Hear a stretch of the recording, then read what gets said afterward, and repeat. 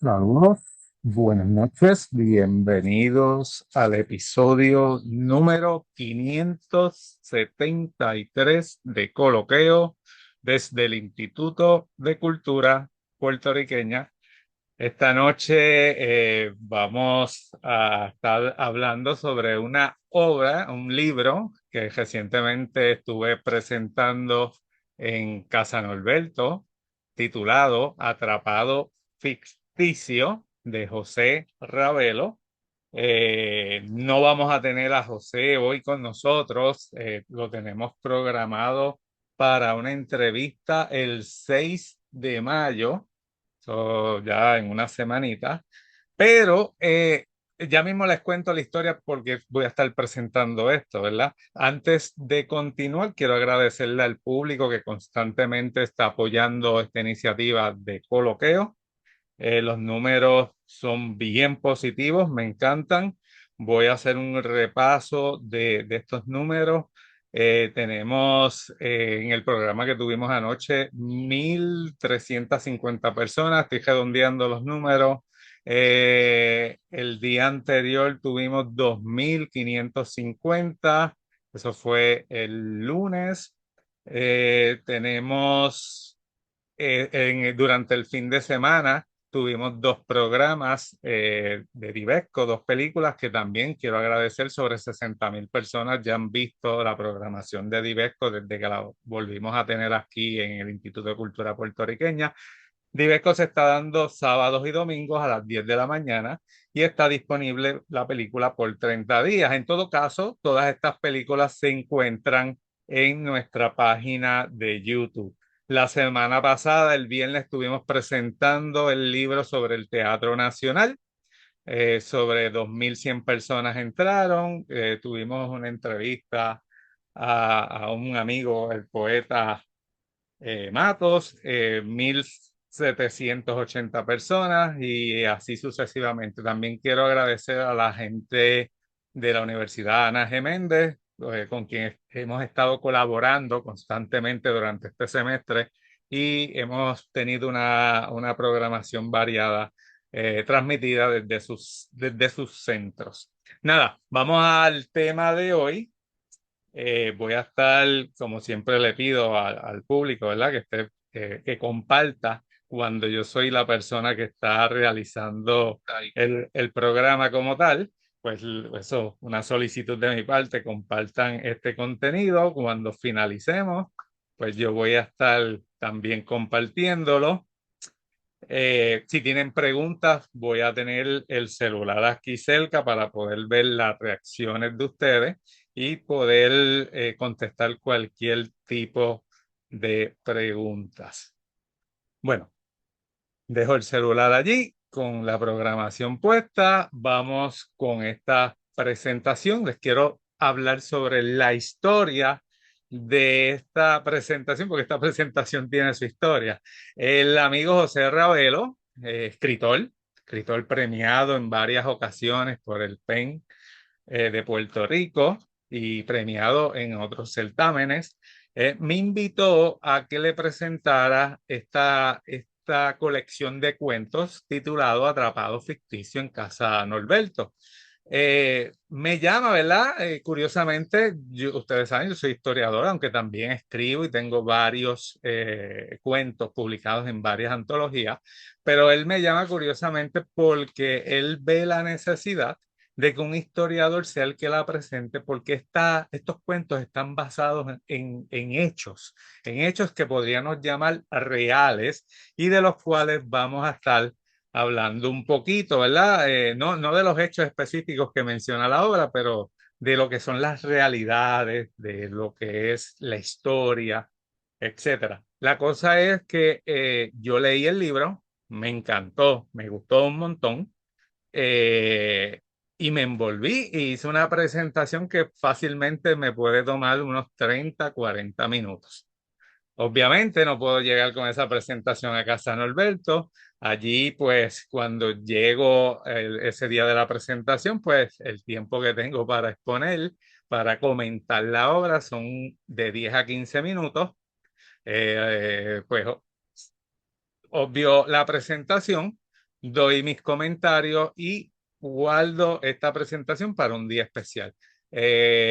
Nada, quería realizar la presentación, no necesariamente tenía que tener a José Ravelo, porque cuando le hacemos las entrevistas a los autores, usted sabe que aquí estamos entre 45 minutos a 60 minutos con cada uno de los autores y quiero dedicarle el tiempo a una buena entrevista al amigo Ravelo. Y pues decidí en el día de hoy, pues dado a que hoy se suponía que estuviese en Portacelli realizando unas grabaciones y esperaba hacer una transmisión desde allá, hubo unos inconvenientes, no se dio, se canceló ese evento, pues decidí ayer lanzar esta presentación que ya la había montado y durante la mañana pues le di los últimos detalles, hice mis anotaciones, preparé mis tarjetitas para poder presentar la obra del amigo José Ravel.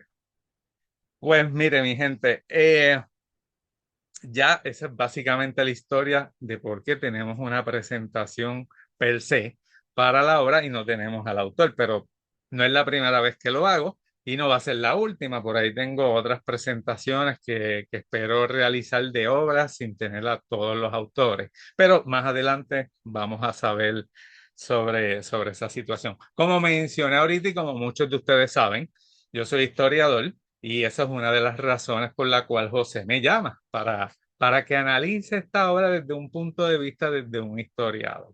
Pero nada, vamos a continuar.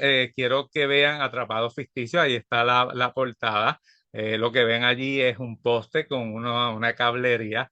Curiosamente, y tengo que advertir, ¿verdad? Hoy a eso de la 1 de la tarde, un camión donde resido chocó un poste de energía eléctrica. Tuvimos un periodo largo sin energía eléctrica, a eso de las 5, 5:30 fue que regresó. Ese poste estaba al lado de un poste del cable, cable TV, y es lo que me da internet. También se vio afectado y no fue hasta las 5:30 que volvieron ambos servicios. Yo espero que no haya alguna otra interrupción y podamos continuar y terminar esta presentación como tal. ¿Está bien? Pues, y lo curioso, ¿verdad? Y irónico es que vamos a hablar de situaciones que se viven en Puerto Rico como esas. Nada, pero vamos a continuar. Aquí, usted sabe que cada vez que yo tengo una presentación, hablo siempre de las imágenes que uso. Me gusta mencionarlas. Específicamente, aquí tenemos un mapa holandés de 1622. Y usted dirá, pero ese mapa está en español, pero es que Holanda en ese periodo histórico era parte de los reinos españoles, estaban en una guerra, estuvieron en una guerra de independencia para separarse de la monarquía española y la lograron, pero el español era el idioma oficial. Y ahí vemos ese mapa, todas estas imágenes que estoy presentando, lo digo desde un principio, son imágenes de libre acceso sin derechos de autor, que se pueden conseguir muchas de ellas, la gran mayoría, exceptuando unas portadas de libros que voy a estar presentando, que las bajé de la página de Amazon, todas son de Wikimedia Commons, que no tiene imágenes sin ninguna restricciones de derecho de autor. Ok, pues quiero comenzar preguntando qué es la historia, porque la obra que estamos reseñando y de la cual estamos reflexionando tiene mucha historia, ¿verdad? Y lo hago como una costumbre cuando daba clase en la universidad y daba clase en la escuela superior y empezaban los cursos, siempre iniciaba preguntándole a los estudiantes qué usted piensa que es la historia. Ah, y quiero aprovechar que ahorita lo voy a mostrar. En el día de ayer en mi blog puse un artículo donde hablo sobre esta reseña, ¿verdad? La reseña escrita. Muchas de las cosas que yo voy a estar mencionando aquí no están en el artículo escrito y hay cosas en el artículo escrito que no van a estar aquí. Y saludos a Raquel Torres y ya nos está enviando un saludito. Gracias por estar allí. Ok, pues yo comienzo las clases preguntándole a los estudiantes qué es la historia. Y los estudiantes empiezan a hablar y dan su opinión y su percepción de lo que es la historia. Algunos dicen que la historia es verdad, otros dicen que la historia es el pasado, que fue lo que pasó, etcétera. Pero yo aquí traigo unos puntos para profundizar, analizar con mayor profundidad sobre qué en realidad es la historia. Para empezar, la historia no es un registro del pasado. Claro, dentro de la historia registramos el pasado y podemos anotar una serie de hechos que ocurrieron. Podemos hablar y quiero dar el ejemplo, un ejemplo que también lo presento en mis clases. Todo el mundo habla de la llegada de los europeos a Puerto Rico y eso ocurrió, según oficialmente establecido, el 19 de noviembre de 1493. Y ese es el hecho establecido de manera oficial y todo el mundo está consciente de eso. Pero, ¿qué pasa si yo le digo que hay historiadores, entre ellos mi amigo Pancho Moscoso, que dicen que no fuese la primera vez que los europeos llegaron a la isla que en aquel momento era conocida como Boriquén, ¿verdad? Y que luego los castellanos le pusieron San Juan Bautista y que eventualmente se va a transformar en Puerto Rico. Y él y otros historiadores, que son la minoría, me hablan del 3 de enero de 1493. Pues entonces, si lo que ellos están diciendo es una realidad, pues ya ahí se perdió el registro del pasado, porque me estoy registrando algo que es falso, o sea, que no fue el 19 de noviembre. Claro, esto es mucho más profundo y esto nos llevaría a dedicarle bastante tiempo a explicarlo, pero solamente traigo ese ejemplo. Hay muchos más ejemplos en la historia que traen confusión cuando uno se sienta a analizarlo. Ok, el segundo punto es una interpretación basada en fuentes, sí, para historial, para desarrollar la historia y poderla presentar, yo como historiador tengo que interpretar fuentes. Hay fuentes primarias. Las fuentes primarias son las fuentes que se utilizaron en el momento en que ocurrieron los hechos.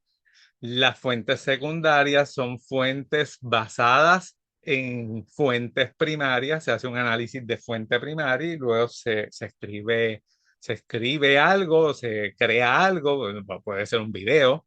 Hoy día con la tecnología puede ser un video, pero lo más tradicional era escribir un reporte, un informe basado en fuentes primarias para crear fuentes secundarias. Y tenemos fuentes terciarias, que fuentes terciarias son como enciclopedias, grandes colecciones que cogen fuentes secundarias y ya no hacen más un análisis, sino que presentan la historia que está aceptada de manera general. Y así sucesivamente, ¿verdad? Pero añadido a estos dos puntos, tenemos que la historia es relativa y es construida. Y cuando usted puede preguntar, pero construida. Sí, sí, construida, porque yo como historiador reviso unas fuentes primarias, utilizo unas fuentes secundarias para crear un marco de referencia y con todas estas fuentes hago un análisis y hago una interpretación. ¿La fuente secundaria puede estar viciada? Sí, puede estar viciada. La fuente primaria, algunos me dirán, ah, no, pero la fuente primaria no va a estar viciada. Y yo le voy a decir, sí, también puede estar viciada porque el que la presentó, si es una fuente escrita, puede ya tener unos sesgos o presentar unos sesgos que podrían estar presentes en esa obra, en ese escrito, y podría tener distintas interpretaciones. Lo mismo, hay fuentes primarias que se contradicen, eso también se da, y el historiador tiene que hacer el análisis y al final pues se va a decidir por una, pero esa decisión es completamente objetiva. En realidad, nunca va a ser completamente objetiva, por más que uno haga un esfuerzo. van a aparecer los sesgos o las ideologías o los pensamientos que uno tenga. Y van a estar dirigidos, y ese análisis va a estar dirigido según ese marco teórico que yo fui desarrollando. Pero nada, vamos a continuar. Como le dije, cualquier pregunta, yo sé que ayer hubo preguntas en la conferencia. Ayer yo no tenía un moderador invitado, y fue un poco difícil conversar con el público, pero hoy estoy aquí y tengo el celular, como le dije, lo tengo allí para ver los comentarios de ustedes. Nada, vamos a continuar.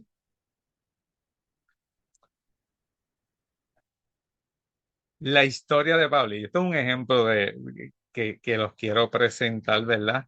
Eh, la imagen que tenemos allí, ese es el gato con botas. Ese gato con botas específico es de Gustavo Dor, es del siglo XIX, de la historia esta del gato con botas, que mucha gente conocerá, que los padres compran libros con estas historias para los niños y está lo más chévere, ¿verdad? Pero vamos a hablar desde mi experiencia como historiador. Usted sabe que yo trabajo el tema de la brujería, la hechicería del siglo XVII, siglo XVIII. Pues la historia de Pablillo tiene que ver con eso. Miren, la historia de Pablillo yo la conseguí en un documento primario, en un libro de actas del Archivo Histórico Nacional de Madrid. Ese libro, si usted le voy a dar las referencias, el libro es el libro 1020 de Relaciones de Causas de Fe.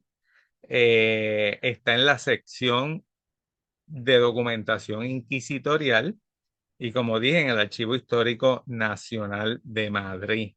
Específicamente, la historia de Pablillo está en los folios 297 al 300 vuelto. El vuelto es importante, ¿verdad? Porque esta documentación, el folio 297, por ejemplo, tiene dos páginas. El folio 297 y el folio 297 vueltos o reverso. En algunos lugares dicen el reverso. Y así sucesivamente. O sea que aquí estamos hablando de 297, 298, 299, 300 de 8 páginas. En esas 8 páginas de este documento, que es un documento judicial de la Inquisición española, se habla de la historia de este personaje llamado Pablillo, que es uno de mis personajes que más me gustan y más emblemáticos de los que he estudiado sobre la Inquisición española en el Caribe, que era mitad humano y mitad gato. Del ombligo hacia arriba era humano, del ombligo hacia abajo era gato. Y este Pablillo era considerado un demonio. Vuelvo y repito, este dato que para mucha gente parece sacado de la fantasía, y que yo puedo decir lo mismo, esto es un dato porque en realidad existen personas que sean mitad humano del ombligo hacia arriba y mitad gato del ombligo hacia abajo, pues yo no lo he visto. Y no, no existen. Pero esta información está en un documento judicial donde se establece que existió esta persona con estas características. Y por eso es que escribí allí: documento judicial afirma su existencia. Ahora, ¿eso quiere decir que fue real? ¿Esta historia es real? ¿O esta historia es producto de una imaginación colectiva? Porque no estamos hablando de que el acusado, llamado Antón Carabalí, se inventó y dijo simplemente: no, es que yo cometo mis fechorías porque Pablillo, el demonio mitad humano, mitad gato, me lleva a hacerlo. Sino que hay una serie de otros elementos. Por ejemplo, Antón se escapa de la cárcel, él está en un segundo piso, eh, no había forma de escapar, excepto que rompieran la barra de la ventana y por ahí él escaparse. Si usted está dentro, usted no lo podía hacer.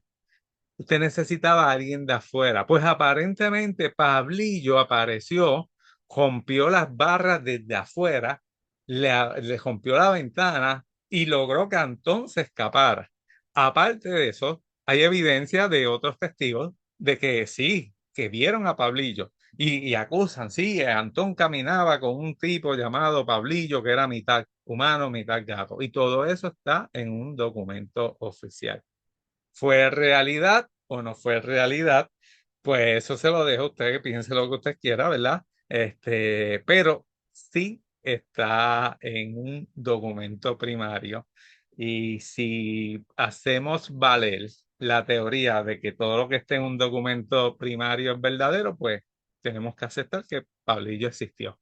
Si aceptamos la teoría de que no necesariamente el documento primario es verdadero, y que es producto de una interpretación, como fue lo que mencioné al principio, pues podemos aceptar de que esto no fue verdadero y que fue producto de parte de esa histeria de la época de creer en ángeles y demonios. Pero nada, este ejemplo yo lo traigo en las clases, los estudiantes se ríen porque ellos dicen, pues eso no es posible. O sea, el único gato con botas que conocemos es este que tenemos aquí presentado, ¿verdad? Todo lo demás no necesariamente. Pero traigo ese ejemplo para seguir hablando sobre esta obra, Atrapado Ficticio. Vamos a continuar. Ok, aquí la pregunta es, ¿qué consideramos verdad histórica? La imagen, esta imagen es del Times Square en Manhattan, Nueva York, una ciudad que muchos puertorriqueños conocemos de primera mano. Esta imagen la traigo porque eh, cuando estaba leyendo la obra del amigo José Ravelo, Atrapado Ficticio, pensé en un filósofo, no sé si aún esté vivo, Gilles Lipovetsky. Este filósofo estudioso de la filosofía escribió un libro en 1983 titulado La Era del Vacío. Mire, mi gente, este libro ya pasó los 40 años. Para ser preciso, tiene 43 años. Quizás un poquito más porque uno escribe y no sale publicado el día que finaliza. Esto pasa un proceso. O sea, hace 40 años, Lipovetsky escribe una obra que se llama La Era del Vacío y en ese libro él describe el paso que se está dando de una sociedad basada en grandes ideologías, estas pueden ser políticas o religiosas, a una centrada en el individualismo narcisista, en el consumo excesivo, que esa es la sociedad que estamos viviendo hoy. Y eso está retratado en Atrapados Ficticios, no el proceso, sino, bueno, en parte está retratado el proceso porque te da historias de distintos tiempos, pero nos presenta una sociedad actual que piensa en sí mismo, que consume sin mirar al lado, sin mirar las consecuencias, que se olvida de que vivimos en un medio ambiente que se debería proteger y que estamos dispuestos a destruir todo simplemente para satisfacer nuestras necesidades. O sea, no se piensa ya en un bien colectivo, de hecho se demoniza el pensar en un bien colectivo y se piensa más en qué yo puedo ganar, qué yo puedo obtener y que se fastidien los demás. Y eso lo vemos, usted simplemente tiene que prender las noticias y puede verlo en las noticias a diario. Entra a Facebook y ve las noticias en Facebook, eso yo sé que mucha gente lo está haciendo, o entran a X y ahí usted ve las noticias porque un gran sector de nuestra población ya ni escucha radio ni ve televisión, por lo menos ese es mi caso, ¿verdad? Yo me entero todo por las redes y observo todo por las redes como tal, ¿verdad? En este aspecto, yo traigo 3 puntos. El primero, y traje la prueba anteriormente, los documentos no es igual, tener un documento que te diga algo no es igual a una verdad absoluta. De hecho, yo no creo en verdades absolutas como historiador. El punto dos, La historia depende de quién la narra y cómo la narra. Eso le suena a ese cliché de que la historia la escriben los vencedores, que en cierta forma es cierto, pero hoy día mucha gente escribe y no necesariamente son los ganadores, ¿verdad? Los que triunfan, entre comillas, porque también si usted ve las noticias, usted ve al presidente Trump constantemente en este asunto de Irán, todos los días declarando la victoria, pero al siguiente día siguen pasando cosas, o sea que no se ha acabado, no ha ocurrido ninguna victoria. Y eso me lleva a pensar en otro de mis temas favoritos cuando hago los análisis, que es el postmodernismo, que para mucha gente esto es algo peyorativo, la gente no le gusta que le digan que son postmodernas o que tienen un pensamiento postmodernista. Yo entiendo que tenemos una gran influencia de todo lo que ha estado, a todos estos cambios filosóficos, educativos, historiográficos, y estamos en constante pensar, y esto quizás ayude a que estemos desarrollando esta sociedad postmodernista que nadie quiere aceptar, pero les voy a leer algunas de estas características según mi entender, ¿verdad? Eh, la sociedad postmodernista es una sociedad escéptica y ecléctica. Escéptico, o sea que no acepto que todo lo que tú me digas lo voy a aceptar y necesito pruebas, necesito evidencia. Claro, si yo te apoyo, no necesito evidencia. Ya eso es fanatismo, ¿verdad? Y eso todavía se ve, especialmente aquí en Puerto Rico y en el asunto político, vemos mucha gente fanática que por fe cree las cosas, pero el escéptico necesita mucho más que fe. Ecléctico es que estás dispuesto a ver variedad. Una persona ecléctica en la música, lo mismo te escucha reggaetón, que música clásica, que rock, que salsa, que merengue, cualquiera, ¿verdad? Es una persona ecléctica. En el mundo académico, una persona ecléctica utiliza distintos marcos teóricos, entiende que el mundo es multifactorial y de múltiples causas y no necesariamente un punto o una causa es suficiente para mover algún dato histórico como tal. Nada, otra característica es dudar de la verdad absoluta. Yo lo he dicho aquí, lo he dicho mil veces, yo no creo en verdades absolutas. Yo sí sé que las verdades son relativas y las verdades se aprecian desde puntos de vista. Lo que es verdad para mí o como yo veo las cosas no necesariamente es la verdad para otro. Este, no existe una verdad universal, ese es desde el punto de vista. Yo sé que hay personas que sí, que creen que existe una verdad universal.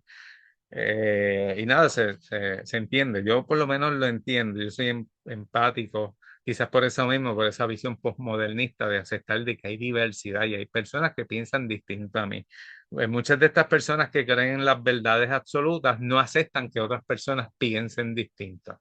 Y eso es algo que no estoy de acuerdo, ¿verdad? También otra característica del posmodernismo se cuestiona la idea de la razón. O sea, eh, cuando estamos razonando, cuando pensamos qué es la razón, pues si lo cuestionamos y no tenemos algo establecido como que la razón es así o así, pues ese cuestionamiento es parte de esas ideas postmodernistas. Celebramos la diversidad. Yo creo fielmente que es en la diversidad. Puerto Rico, los puertorriqueños somos un pueblo diverso, ¿sabes? A veces me incomodan estas luchas, entre comillas, raciales, porque no pienso o sea, el puertorriqueño tiene tantas mezclas. Yo me hice los exámenes de ADN y eso está brutal, ¿sabes? Encontrar que tengo ADN proveniente de África, de distintos lugares de América anterior a la llegada de los europeos, del norte de África, etcétera, etcétera, te lleva a pensar en esa diversidad. Un saludo a Grecia del Mar, saludos Grecia. Ay, Grecia, te pido disculpas ayer. Sé que pusiste una pregunta. Yo no estaba de moderador y se me hizo un poco difícil poder interrumpir, pero hoy estoy aquí. Todo lo que quieras preguntar y escribir, lo escribes allí que con gusto lo voy a leer. Y de hecho voy a leer esto. A lo largo de la historia, el ser humano, esto lo escribió Grecia del Mar, a lo largo de la historia, el ser humano ha intentado definirla, poseerla o incluso adaptarla a su conveniencia. Sí, entiendo que estás hablando de la verdad y es correcto. El ser humano utiliza la verdad como justificación para hacer cosas positivas, pero también para hacer cosas negativas, para hacer bien, bien como para hacer mal. Usted sabe, ahora mismo ese ejemplo de la guerra en el Golfo Pérsico, o sea, eso es un ejemplo que podemos hablar de eso.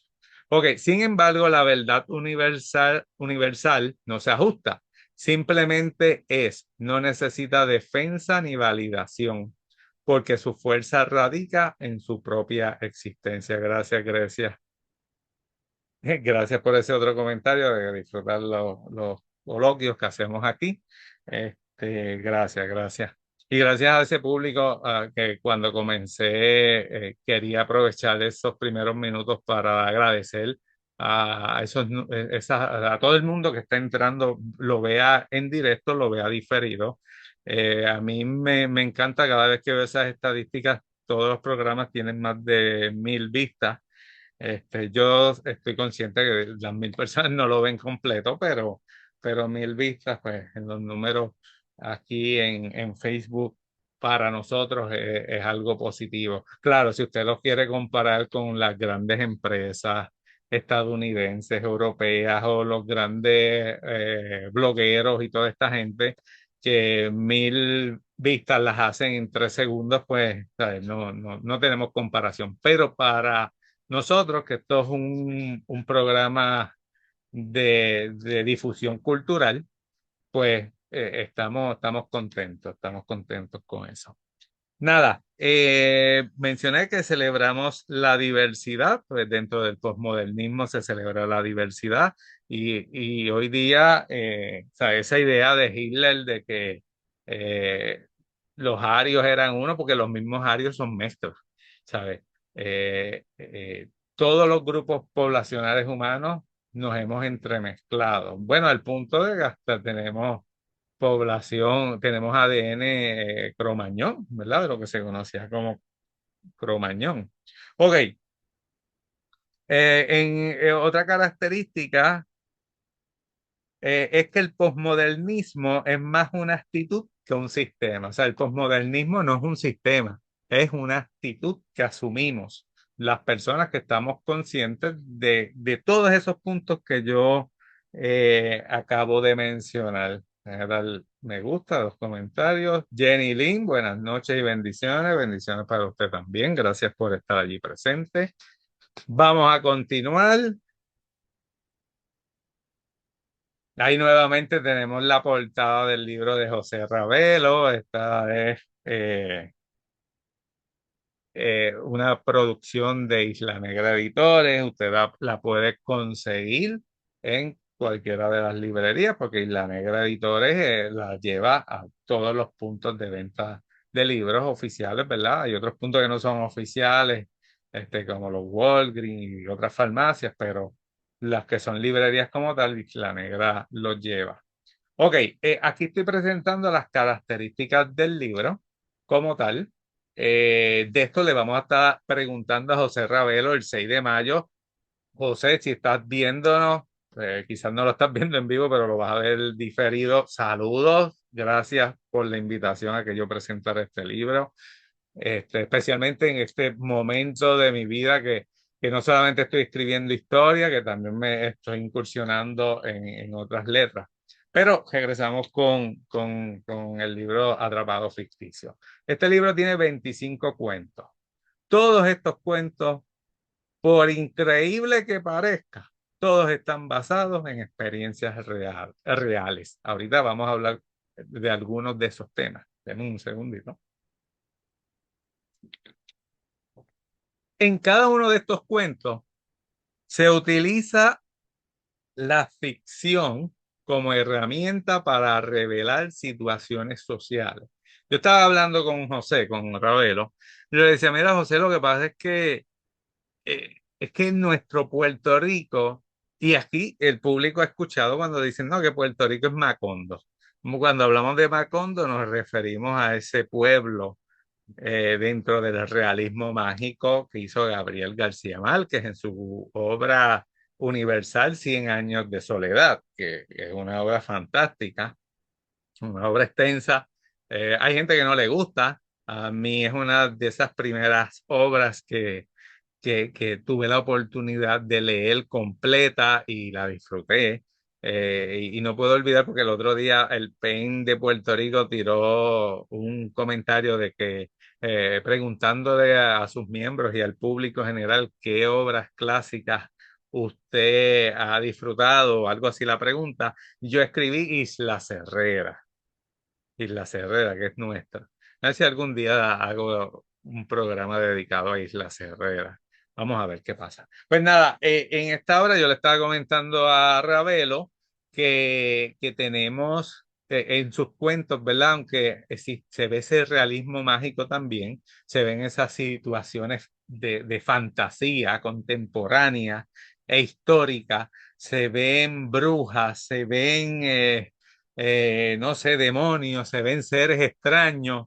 Eh, Cuando uno se pone a analizar la realidad no es que hayan demonios en forma figurativa, como lo podemos imaginar de un cómic o como lo podemos imaginar de una película, pero hay personas que tienen esas mismas actitudes.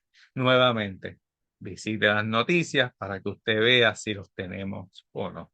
Tenemos gente que también que actúa de muy mala manera, ahorita lo vamos a hablar, personas que si los dejas, aquí ahora mismo hay un problema se está peleando para ver si cogemos un pedazo de nuestras costas y lo destruimos y se lo vendemos a unas personas o no, y que esas personas destruyan y hagan lo que le dé la gana y hay gente que está protestando en contra de eso, ¿verdad? Porque no se visualiza crear o establecer un balance y sí estamos pensando, esta gente está pensando en su riqueza. Mientras más hoteles yo haga, mientras más construcción yo haga, más dinero voy a tener.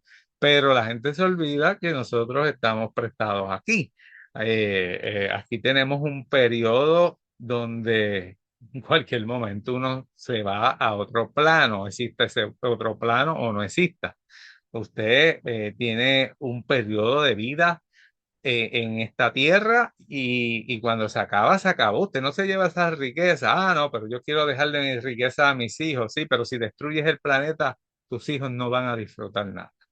Nada, vamos a continuar porque si no me trepo en tribuna aquí y yo sé que hay gente que no le va a gustar eso.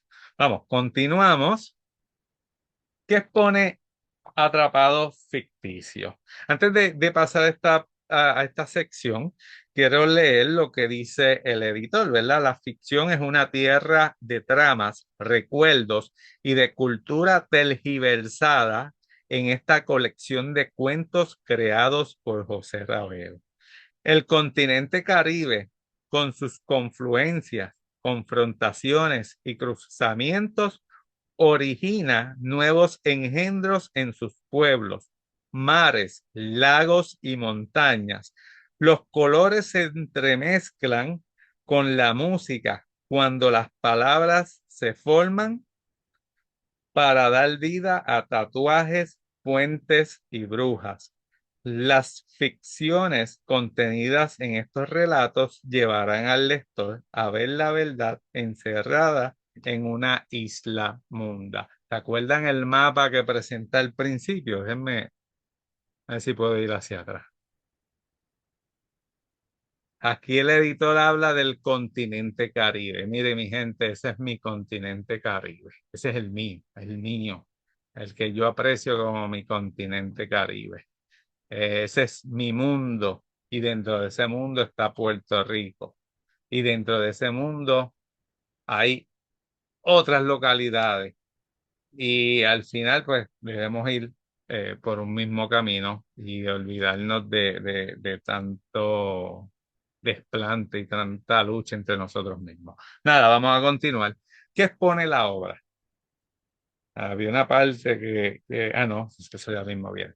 ¿Qué expone la obra? Situaciones de nuestra vida en sociedad, o sea, los asuntos cotidianos. Cuando hablamos de asuntos cotidianos, son las cosas que hacemos el día a día.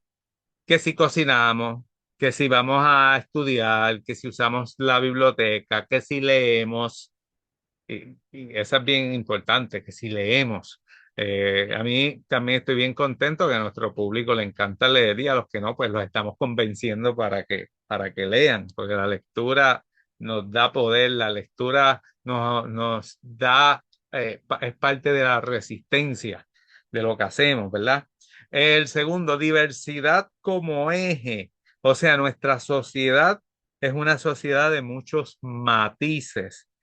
El tercer un tercer tema, los abusos del poder, que eso se ve a diario. Eso no solamente los abusos de poder son del Estado hacia a la población, también ocurre en empresas, también ocurre dentro de las familias, dentro de los núcleos familiares. Sobre esto, pues es importante, ¿verdad? El control, mencionar el control social, cómo el poder se utiliza para mantener control social. Y eso, como mencioné anteriormente en mi estudio sobre la Inquisición era un instrumento de control social de la monarquía que la gobernara. En mi caso, estudió la Inquisición española, pues la Inquisición española era un instrumento de control social de la corona española. Y la corona española lo utilizaba en su máxima expresión, ¿verdad? Para lograr unos objetivos. Pero tenemos ese abuso de poder, pero también tenemos las actitudes de resistencia. Ahorita dije leer, ¿verdad? Eh, Aquí sobre las actitudes de resistencia se puede encontrar cómo nos resistimos, cómo nosotros resistimos esos abusos de poder. ¿Cuáles son los métodos de resistencia? Entre esos métodos, lo he dicho muchas veces, la cultura es resistencia.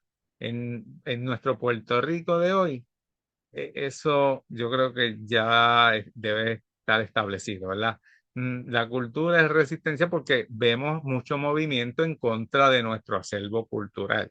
Y no piense que es aquí nada más, porque lo veo en muchos lugares. El neoliberalismo ha llevado ese movimiento en contra de todo lo que sea cultura.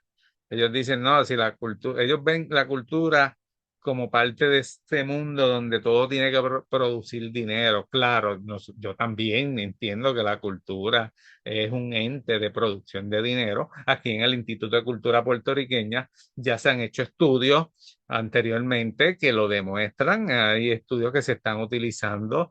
Cada una de estas actividades culturales que se promueven generan unos ingresos. Este, y así sucesivamente, no necesariamente para el instituto, pero para el área donde se desarrolla. O sea, la cultura se puede utilizar para mucho, ¿verdad? Y no podemos obviarla. Lamentablemente, la nueva corriente, que yo espero que en 3 años salgamos, que se vayan toda esta gente que está en contra de la cultura, en todos lados se vaya, pues, y podamos tener una sociedad que acepte la diversidad cultural como tal. Hay también una variedad de temas, temas diversos, como ya mismo veremos, ¿verdad? Sobre estos temas diversos. Denme un brequecito, necesito tomarme un poquito de agua. Perdonen, vamos a continuar.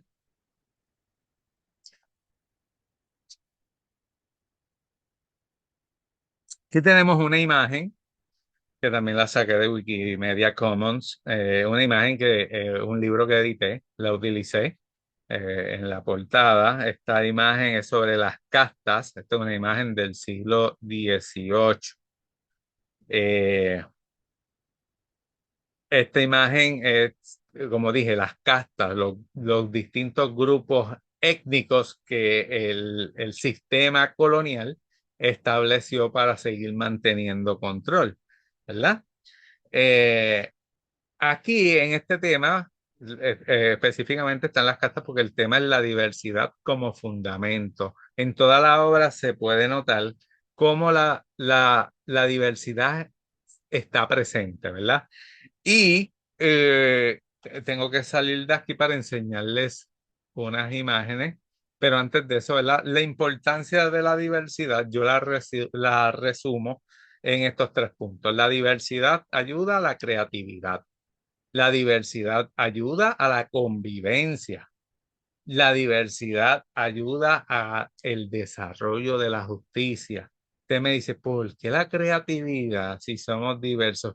Porque estamos viendo cosas de distintos puntos de vista y si estás dispuesto a tratar de entender por qué el otro ve eso desde su punto de vista, te estás obteniendo una ganancia. No es que asumas que todo lo que te estás diciendo es correcto o no tienes que aceptar todo, pero te está presentando una información que sirve para tú desarrollar tu análisis. Imagínese que todos estemos pensando que algo sea igual para todos. Pues sería el mundo aburrido. ¿No? Y no solamente esa no es la preocupación de que el mundo sea aburrido, sino que no vamos a diversificar ese pensamiento. Ay, ¿por qué la diversidad ayuda a la convivencia? Porque nuestra experiencia es de que si usted no acepta al otro por la razón que sea, pues usted lo rechace y usted discrimina contra él. Pero eso no debería ser así. Debemos crear métodos o medios de comunicación y crear técnicas de empatía para que unos y otros se puedan aceptar y cuando digo aceptar, no es que yo diga, ah, ok, yo voy a ser igual que tú. No, no. Yo acepto como tú eres, tú aceptas como soy yo y vivimos en paz. Y por ese mismo camino va el asunto de la justicia. Yo, mientras hacía esta parte, pensé en unos estudiosos, filósofos, algunos estados, bueno, la mayoría que les voy a presentar son estadounidenses. Hay uno que Colé, los voy a presentar ahora, voy a salir de la presentación, denme un segundo, ahí me ven, saludos a todos. Déjenme buscar, los tengo aquí, muy bien. Ok, les voy a presentar algunos estudiosos y sus obras, por si acaso le interesa. Tengo a Cornel West, afroamericano, obviamente, se ve allí. Él escribió este libro, Race Matters, 1993. Él habla de cómo la diversidad es algo positivo para poder fortalecer la democracia. Y estoy cogiendo solamente en una frase, estoy tratando de resumir unas obras que son complejas. Para más, usted consiga la obra, léala. Algunas de estas obras están en internet de manera gratuita. Yo siempre recomiendo Internet Archive. Es una plataforma, es una biblioteca universal que tiene miles y miles de libros. Este libro está ahí. Este libro está ahí. Continuamos. Aquí tenemos a Angela Davis. Angela Davis, también otra estudiosa, ella tiene un libro que se llama Woman, Race and Class. En este libro, pues ella habla de cómo la diversidad construye una sociedad igualitaria, una sociedad de oportunidades, cómo la diversidad dentro de la sociedad tiene la oportunidad de construir eso. Claro, mucha gente me dirá, no, pero tú, Pablo, tú estás idealizando lo que esta gente dice, porque estos son ideas y que en la práctica no ocurren. Y yo digo, sí, tú tienes razón, pero deberíamos ser así. Porque yo, que soy puertorriqueño, no puedo aceptar a mi vecino porque es dominicano? ¿Sabes? Porque yo no puedo tener una buena comunicación con mi vecino dominicano. Yo pienso que sí, que debemos tener una buena comunicación y crear unos lazos de armonía donde podamos convivir sin ningún tipo de problema. Pero claro, si yo estoy con la mentalidad de que no, a mí no me gusta esa gente de ese país, no los quiero aquí, pues no hay forma, no hay forma. Vamos a continuar. Tengo aquí Fieldwork in Familiar Place. Esto es un libro de Michelle Moody Adam. Aquí ella trabaja el asunto del bien moral, de la moralidad, ¿verdad? Ética y moral no son lo mismo, son dos conceptos completamente distintos, ¿verdad? Vamos a continuar porque si no estamos 2 horas aquí. Tengo este libro, me fascina, lo recomiendo. Desconozco si está en Internet Archive, posiblemente esté. Es de Molefi Ket Asante y él habla cómo la diversidad ayuda a producir la creatividad y cómo eso está demostrado en la historia de África. De hecho, aprovecho para invitarlo el sábado 18 en el Archivo General. Va a estar el simposio sobre afropuertorriqueñidad. Están todos invitados. Existe la posibilidad de que se transmita a través de nuestro canal de Facebook y luego se pase a YouTube. No se lo confirmo todavía, pero vamos a ver si se puede hacer. Ok. Con este libro anterior, yo tengo que traer la figura de Antenón Filmín. Este es haitiano. Este señor del siglo XIX estaba en París. Él era embajador de Haití en París. Estamos hablando de 1883, 85 aproximadamente en ese periodo. De hecho, hay un programa, yo hice un programa hablando, reseñando la vida de Antenón Filmín. Antenón, en ese momento histórico, estaba de boga el racismo científico, o sea, con un pensamiento y un marco teórico científico, la población, entre comillas, blanca europea estaba justificando su racismo en contra de otros grupos étnicos que ellos consideraban de menos calidad.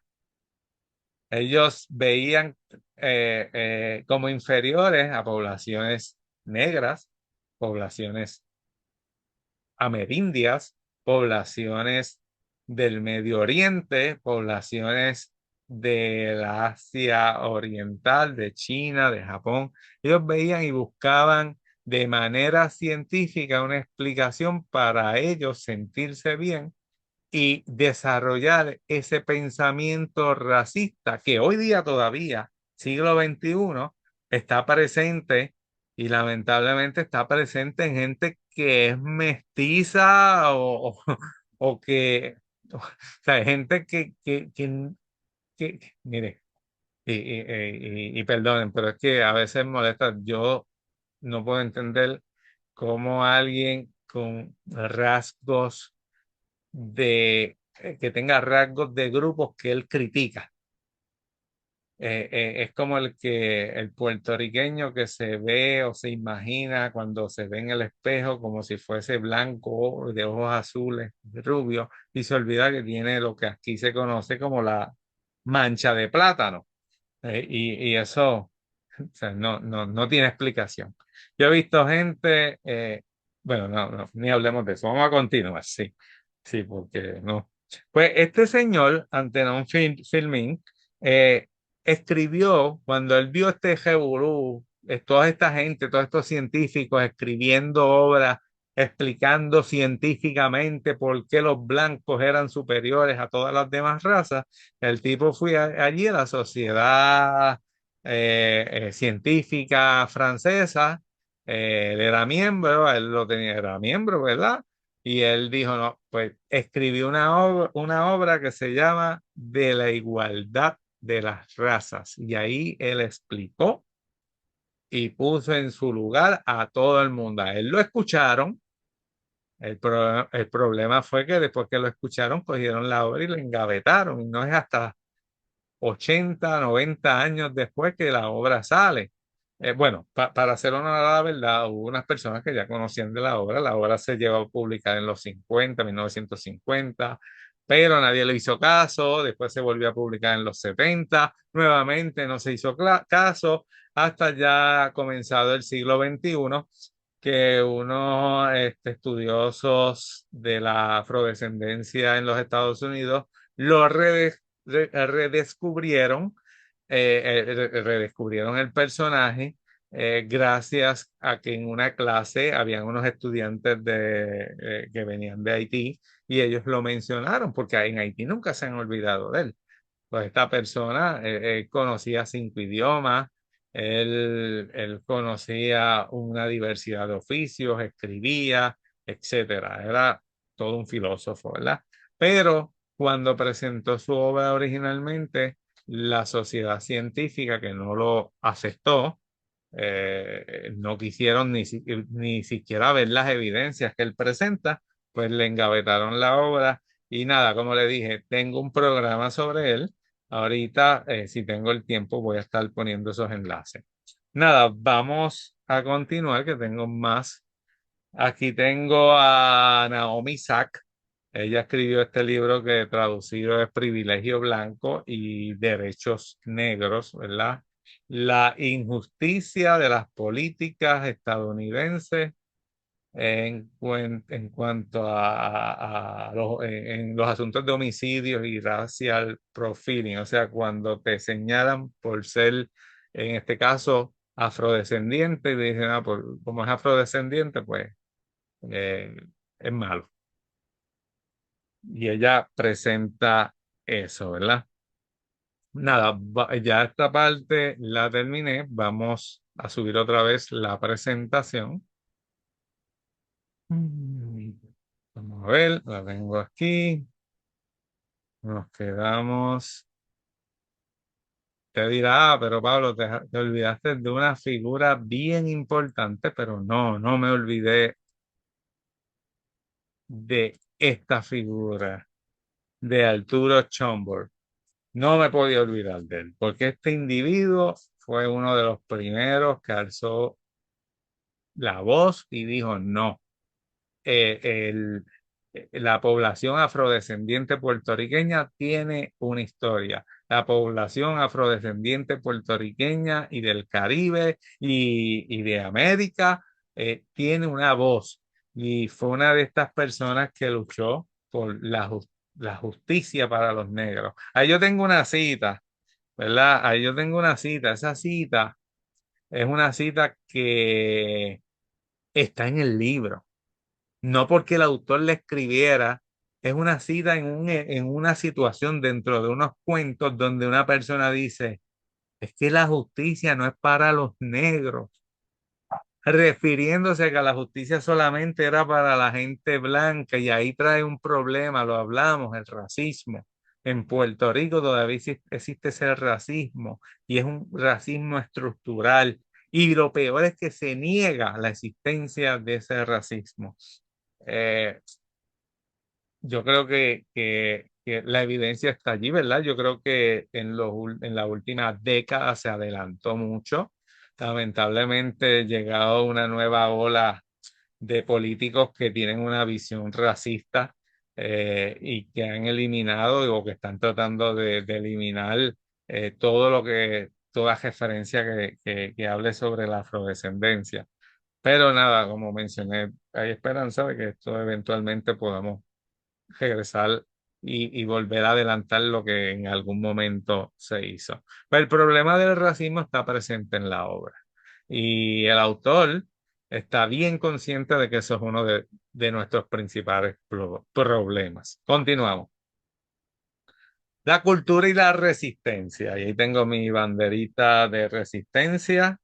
Este, Allí en la obra hay un personaje que sale en varios cuentos, en varias narraciones.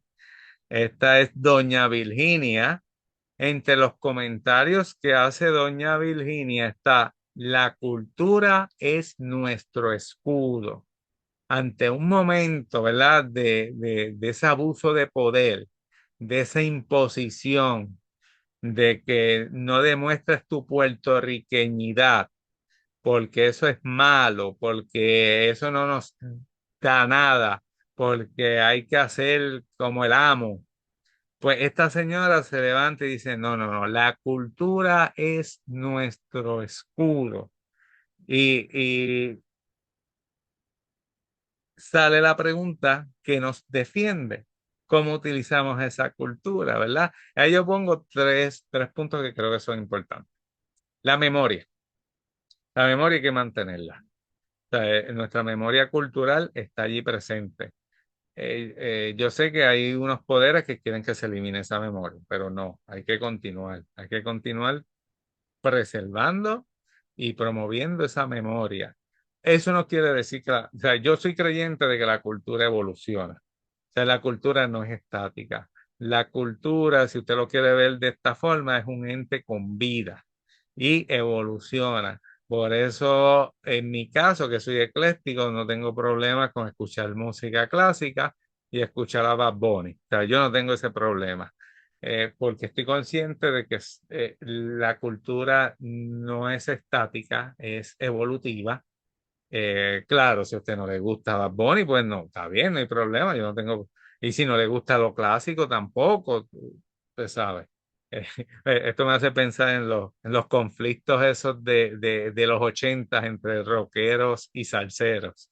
En Mayagüez se daba mucho en el área, cuando digo Mayagüez, el área oeste, Laja, San Germán, Mayagüez, Aguadilla, esa constante lucha de rockeros y salseros. Y cuando usted se ponía a ver, el que era rockero cuando había música de rock, era salsero cuando había salsa, curiosamente. Entonces estaba la otra esquina, que ahí es que estaba yo, eran los que estaban expuestos al merengue y a la música de la República Dominicana, que estábamos en esa parte del suroeste, ¿verdad? Y que para nosotros el reggaetón, pues el rap primeramente, luego el reggaetón, pues fue más fácil asimilarlo. Ok, continuamos, ¿verdad? También me hace pensar en recientemente tuvimos un pequeño conflicto cultural con la cuestión de los himnos. Me decía un compañero maestro, bueno, ya no es maestro, ya está a un nivel más alto, gerencial, me decía, no, es que ese himno revolucionario de la borinqueña de Lola, eso promueve la violencia.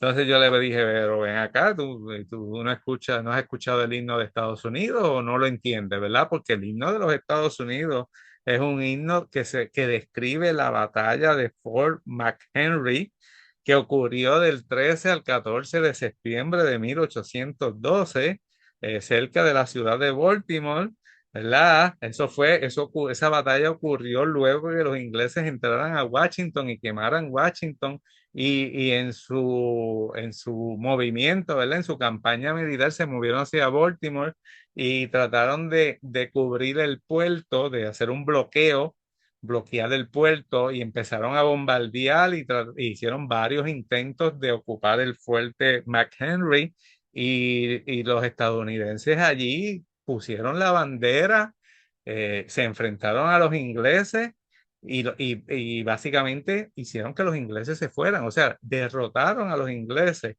En ese proceso, en esa noche del 13 al 14 de septiembre de 1812, Francis Scott Key, un abogado que estaba haciendo unas negociaciones, algunos dicen que era prisionero, pero no, estaba haciendo unas negociaciones para liberar unos prisioneros de guerra estadounidenses que tenían los británicos, estaba en un barco británico. Él ve el ataque brutal que hicieron los ingleses y que estuvieron bombardeando, así como hoy día Trump desea y está haciendo con Irán, bombardeando al punto que se la agotaron en la mañana del 14 de septiembre. Ya habían hecho varios intentos de tomar por asalto el fuerte y habían agotado todas las municiones disparando contra el puerto y contra el fuerte. Los ingleses vieron que las tropas estadounidenses no se rindieron y pues ya no tenían con qué más tirarle, pues tuvieron que retirarse. Y básicamente eso se puede decir que fue una victoria de los Estados Unidos en esa guerra de 1812. Pero nada, vamos a continuar. Un dato más. Un dato que posiblemente salga en uno de mis libros próximos a presentar, ya que estamos el gobierno de Estados Unidos conmemora los 250 años de su independencia, ¿verdad? Este año. Y que antes de la llegada de Trump se había hecho un comité de trabajo para eso a nivel de los estados y de los territorios y que con la llegada de él, hasta eso se vio afectado. Ese dinero en parte se cortó y desconozco qué se iba a hacer con eso. Pero nada, vamos a continuar. Ok. Otro tema que mencioné ahorita, destrucción ambiental. Aquí tengo a este señor, Domingo Martes, otro personaje de la obra.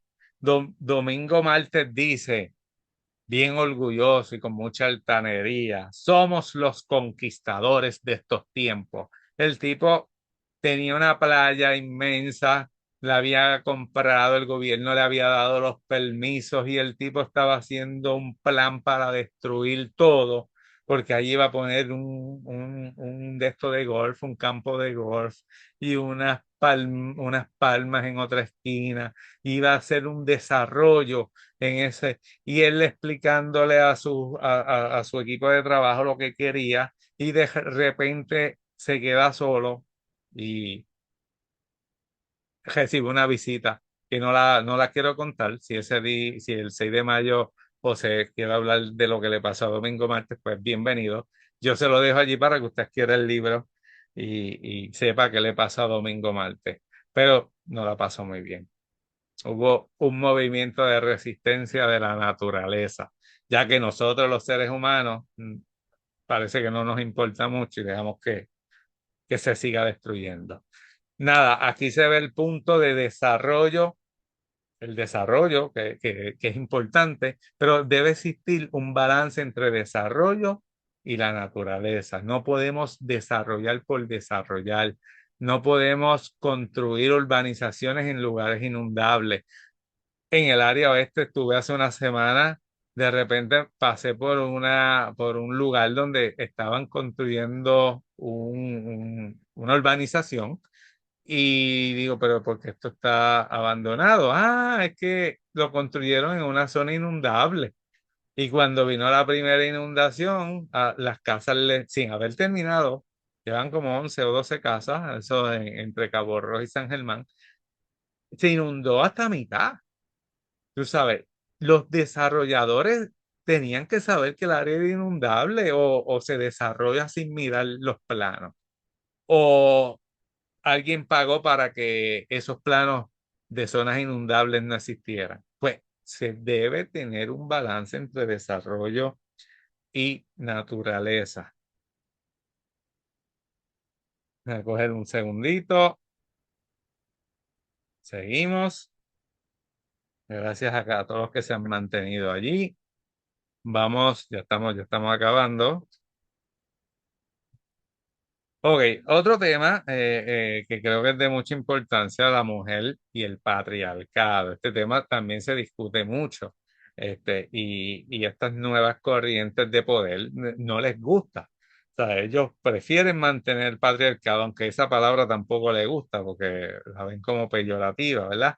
Entre las citas que pude sacar de la obra, de los personajes que hay ahí, hay una situación donde una mujer hace un trabajo que ningún hombre pudo hacer y cuando se supone que se le pague por ser mujer, no se le da lo que se le prometió. Y otra mujer le dice al que se supone que hubiese pagado, si fuese un hombre no le harían esa puerca. Aquí vemos desigualdad, el asunto de la carga laboral, la invisibilidad, ¿sabe? Hay una gran cantidad de estudios donde se presenta, donde se describe cómo hay desigualdad, eh, un mismo puesto entre hombre y mujer. Esto creo que ocurre más en empresas privadas.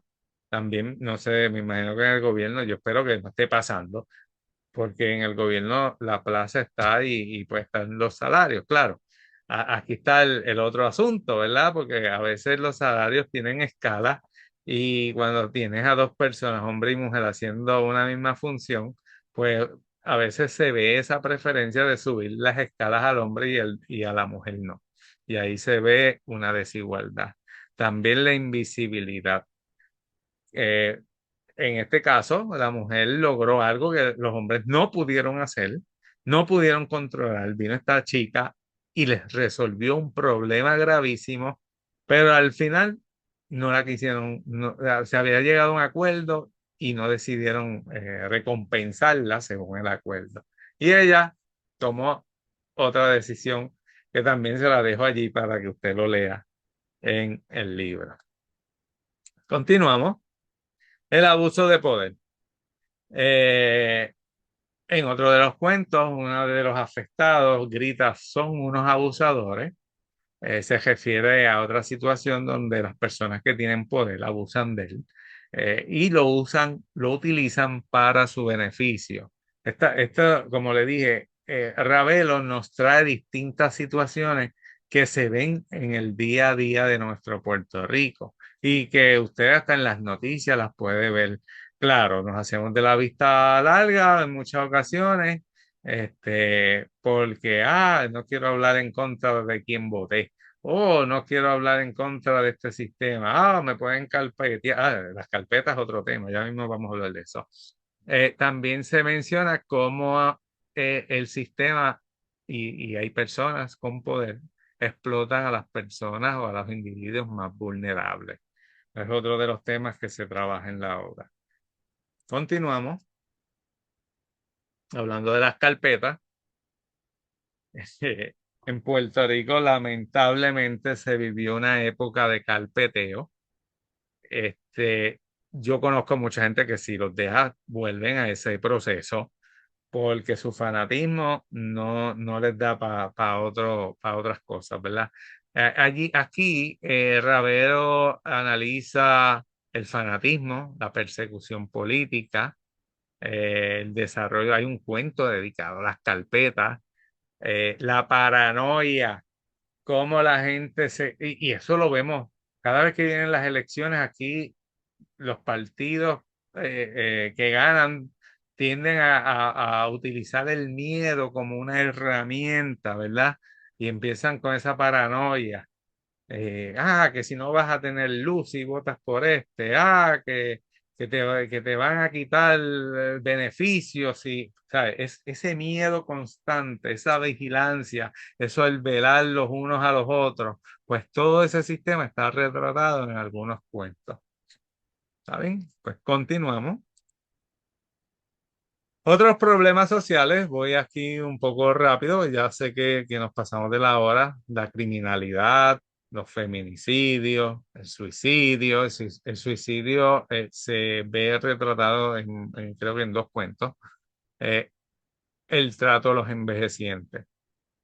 El trato a los envejecientes es un punto que tenemos que estar conscientes de él.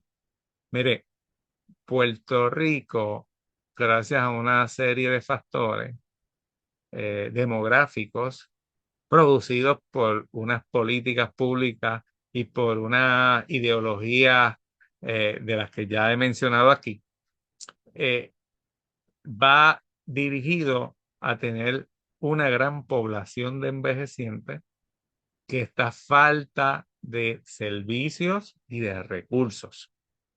Eh, y tenemos que estar pendientes. Esto está retratado en la obra. Yo sé que esto quizás es un problema que se ha visto a través de toda la historia, pero o sea, estamos viviendo un momento de que no está fácil.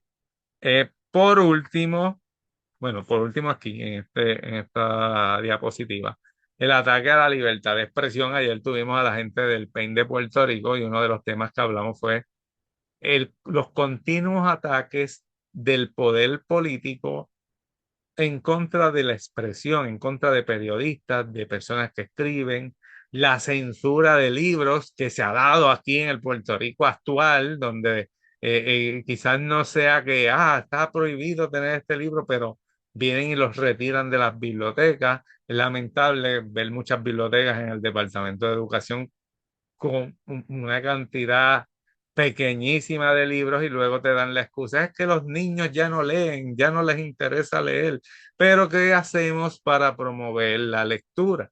¿Qué hacemos? Claro, si usted quiere mantener una población controlada, quítele los libros y que no lean y que simplemente acepten lo que usted dice. Aquí, en este espacio, promovemos la lectura y me gustaría ver esas bibliotecas llenas de libros, esas bibliotecas visitadas por los estudiantes. Y también otros me dirán, es que algunos bibliotecarios no, bueno, pues el que no quiera trabajar con niños en su biblioteca, que no esté allí. O sea, hay que promover, no digo, o sea, no, tampoco puede ser forzado. La lectura se desarrolla por gusto. No puede ser impuesto tampoco. Pero claro, mis hijas me ven leyendo. Yo tengo dos hijas, una recientemente terminó su doctorado y estoy súper orgulloso de eso. Y tengo otra que terminó el año pasado su maestría en salud pública. Estoy súper orgulloso de eso. Y ambas, pues desde pequeñas me veían leyendo, veían a su madre leyendo, veían a familiares que leían y ellas se convirtieron en lectoras. Yo sé que ahora se pone de excusa el celular. Yo soy uno que trabajo con el celular constantemente al punto de que las estadísticas esas que me da a veces, a mí me da hasta miedo. Yo digo, diablo, tantas horas yo estuve pegado al celular. Pero, pero sí, pero eso no impide que también saque mi tiempo para leer. Eso no impide que yo coja un libro como el de José Ravelo, Atrapado Ficticio. Déjenme, para que usted vea, de que coge este libro que es pequeñito, casi no se ve, y vaya a una oficina médica y esté con el libro allí. Este, la gente me vea con el libro, leyendo, y no es porque me vean con el libro, sino es para yo poder aprovechar el tiempo. Lo mismo, mucha gente utiliza el celular para hacer sus lecturas, porque hay aplicaciones donde se pueda leer. Nada, vamos a continuar. Ya estamos por acabar. Estrategias del poder. Creo que me quedan dos más después de este. Dentro de las estrategias del poder que se describen, que están muy bien descritas en la obra, hay dos frases. Todo queda en el olvido. Un político le dice a uno de sus asistentes, no te apures, que yo estoy haciendo esto y la gente me lo está criticando, pero vamos a mover las cosas para que la gente se olvide de lo que yo estoy haciendo. Y el día de las elecciones ellos se van a olvidar ya de eso porque les prometo algo y aunque no se lo haya cumplido anteriormente, van a volver a votar por mí porque no solamente les prometo algo, sino que le meto miedo de que si el otro gana, va a ser peor. Y como aquí mucha gente hace eso, pues José Ravelo trae este punto y lo describe muy bien. Y la segunda frase también, este otro político le dice a su asistente, el miedo es el mejor aliado de los dirigentes, lo que acabo de mencionar. Le metemos miedo a la gente, yo puedo hacer lo que me dé la gana, ya yo estoy aquí. Le metemos miedo a la gente de que el otro no sirve, de que el otro es peor, de que el otro mil cosas. Y la gente al final se va a olvidar de lo malo que hice y va a volver a votar por mí. Y nada, y seguimos. Me sigo enriqueciendo y la gente no se da cuenta. Pues nada, esas son parte de las estrategias del poder que Ravelo describe. Esta es la penúltima. Las fuerzas de transformación. Ante tanta situación, llegamos a lo que yo titulo Fuerzas de Transformación. A este cuadro es de Hubert Robert, es un francés que pintó el incendio de Roma en la época de Nerón. Esta pintura es de 1785, también una de las pinturas que más me encanta ver.